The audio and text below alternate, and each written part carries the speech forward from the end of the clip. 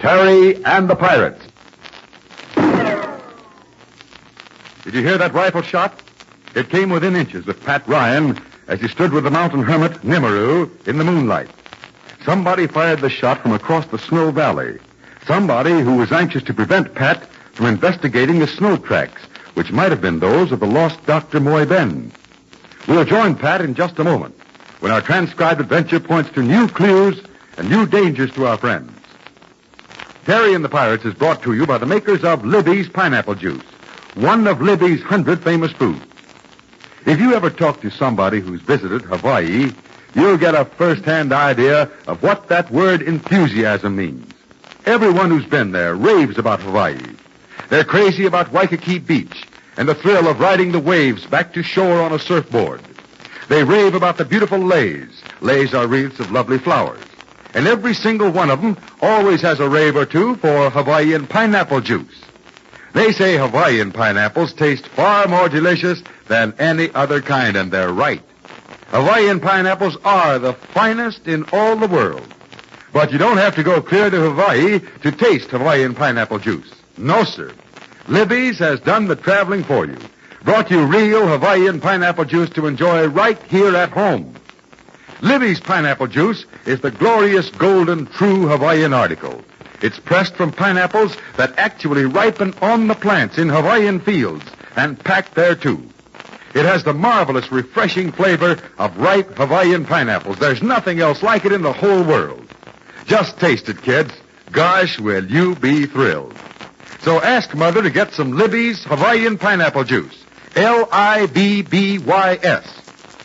And now, Terry and the Pirates.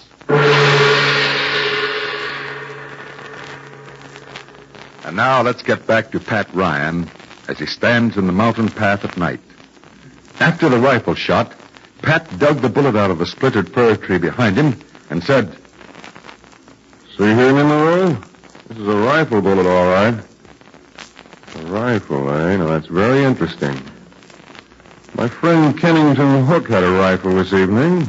It might shoot a bullet of this caliber. Well, come along. I'd like to get back to the cabin as soon as possible without getting shot at again.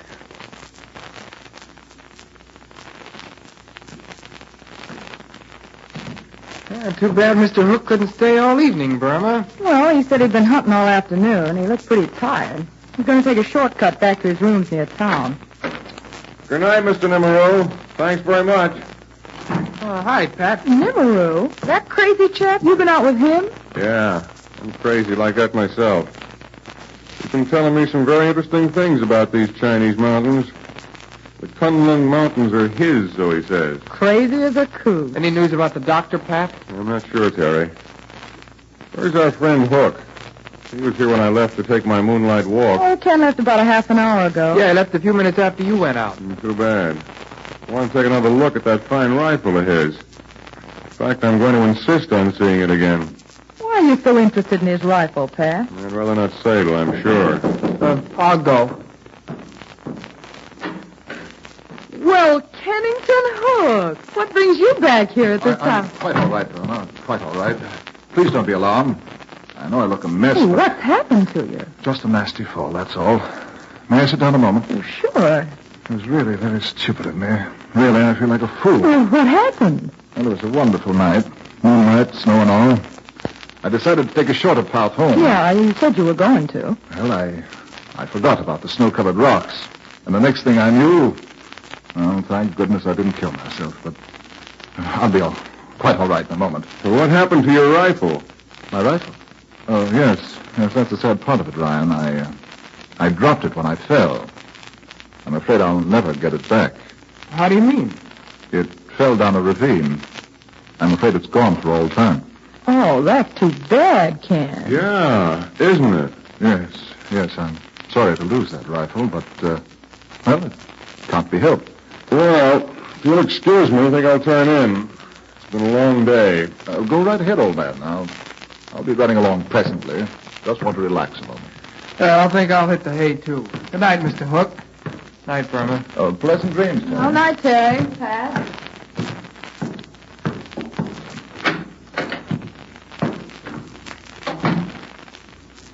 Well, Pat, what's up? I know something's happened, so let's have it. Now keep all this into your hat, Terry. I went for a walk with that old hermit, that chap Nimaru. Yeah? Well, somebody took a pot shot at us down in the valley.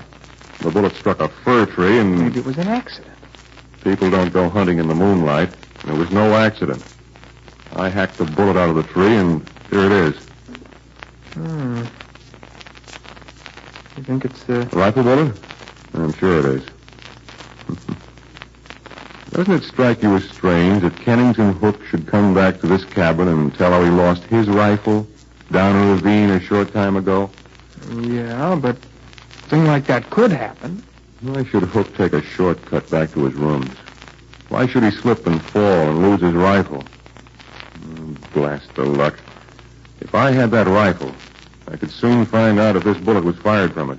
But why should he want to shoot you? Look, Terry, isn't it possible that somebody is anxious to prevent us from finding Dr. Moyben? Well, why should Kennington Hook want to do away with the doctor? The whole thing's a puzzle, Pat. Yeah. It's up to us to unscramble it.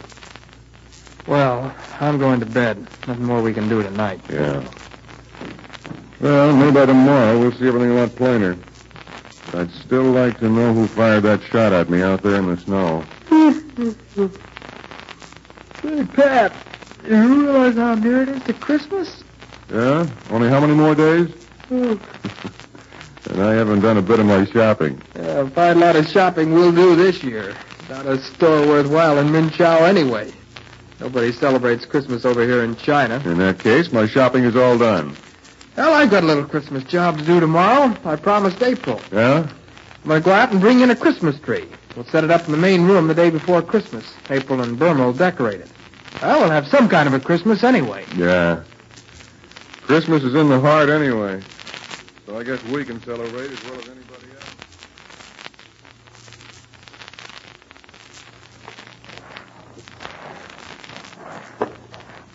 Hey, take it easy, boy.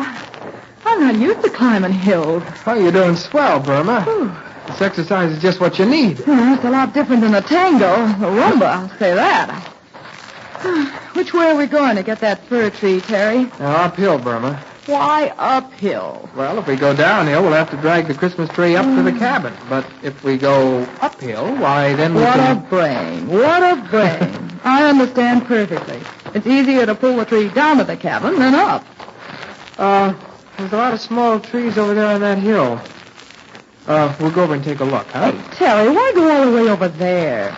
Right up above here are some beautiful trees. In fact, I don't remember ever having seen such trees back in the United States. Well, Burma, they look all right from a distance. When you get over to them, they don't look so good. I remember once I was looking for Christmas trees, and, well, I'll bet I shot down 50 before I found one that suited me. Well, before we walk all the way over there to that other hill, let's have a look at these. Okay, have it your way, but I'll bet when we get over there, they'll be crooked or something will be wrong with them. Come on, then. I'd like to get this over with because it's getting colder every minute. Terry, I thought you liked this cold weather. I'm having the time of my life out here. Only I don't relish walking over to that hill.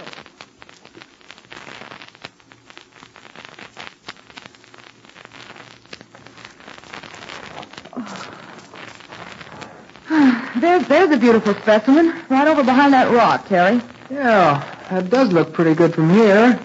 Let's have a look. See? What did I tell you? It's perfect any way you look at it. Sure, but where do you think we're going to put it? In a cathedral? That tree must be 20 feet high. Well, we can just use the top of it, and we can use the branches off the bottom for trimming the windows. That's an idea. Well, let me get this hatchet loose from my belt. I'll give it a whirl. Now, I'm going to stand over here, Terry. When you get to swinging that weapon, I don't want to be too close. Oh, so you don't trust me, huh? Well, now I'll show you some plain and fancy timber chopping.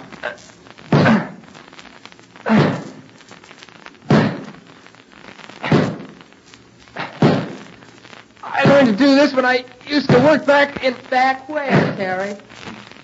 Well, I used to do this when I was working for a man over in...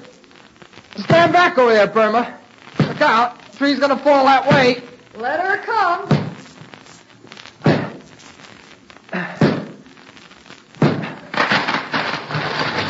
Hey, wonderful. Didn't know you had it in you, Terry. Yeah. Well, now then, I'll trim off some of the branches and we'll haul it down to the cabin. Hey, I'm getting the Christmas spirit all of a sudden. Gonna hang up your stocking? The woolen socks I'm wearing won't hold much, but... Hey, there ought to be some wild holly and mistletoe around here. I'll take a look. I haven't seen any, but you might look. I don't know much about holly or... Terry? What? Hey, look here, Terry. Look what I just picked up. Somebody lost a perfectly good glove. Well, let me see. A black and white woolen glove. Where'd you find it? Over there. Right over there with that pine tree. Hey, maybe this glove belongs to... Wait, I have a description written down on a piece of paper. Must have it in one of these pockets. What Dr. Maury Ben was wearing on the evening he disappeared. Yeah, here it is. He wore a brown fur-lined cap, black overcoat, and... Yep, black and white woolen gloves. Maybe this glove belongs to... Right. Yeah, but what would this glove be doing way out here among these trees? That's what I'd like to know. Hello? Hey, look, Terry, it's Ken Hook. He's coming up the hill to us. He's waving. Maybe he's out getting his Christmas tree, too. So you don't like him, do you? Listen to me. What I think about him doesn't matter anymore, but when your friend Ken Hook gets here, I don't want you to breathe one word about this glove you found. And now listen. You're taking a rather bossy tone, Terry, and I don't... Listen, Burma. I haven't got time to explain everything, but just trust me, will you? Just don't say anything to Mr. Hook about what you found. Forget it until later, okay? Yeah, of course. But Terry, this glove may be a clue to the doctor's... Then we won't say anything about it until we're sure. Okay, I'll do it your way. I'll shut up. Swell. Well, come on, Burma, lend a hand. Grab the tree and we'll start it downhill. We'll meet Mr. Hook coming up. Maybe he has some good news about the missing doctor. You take a hold over there, Burma, and I'll get the heavy pot on my shoulder here. Won't be hard going downhill. All right, Terry. Let's go. Hey, I wonder what Mr. Hook is doing up here. Well, I don't think he's walking just for his health. Oh, maybe April told him we were out getting a tree, and he just came out to meet us. Well, Burma, Mr. Hook may be Dr. Moy Ben's assistant. He may be all right, but remember what I told you. Don't tell him anything about that glove we found. You say so. I won't breathe a word. I don't know why, but for some reason I just don't trust Mr. Kennington Hook.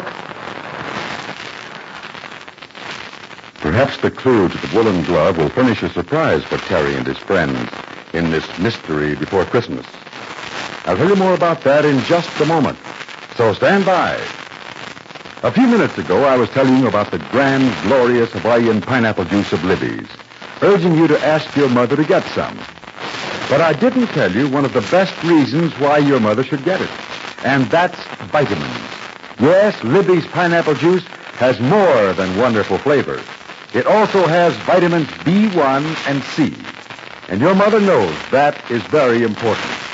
Another grand drink rich in vitamins is Libby's tomato juice. Boy, has that drink got flavor. All the red, ripe goodness of prized tomatoes fresh off the vine. Ask your mother for Libby's juices. Now, if you're wondering what's happened to Connie and Big Stoop all this time, be sure you tune in for tomorrow's transcribed adventure, because these two strange Chinese friends will have a lot to do with this Min Chow Mountain mystery before it's solved. Let's make a date for a thrill tomorrow, eh?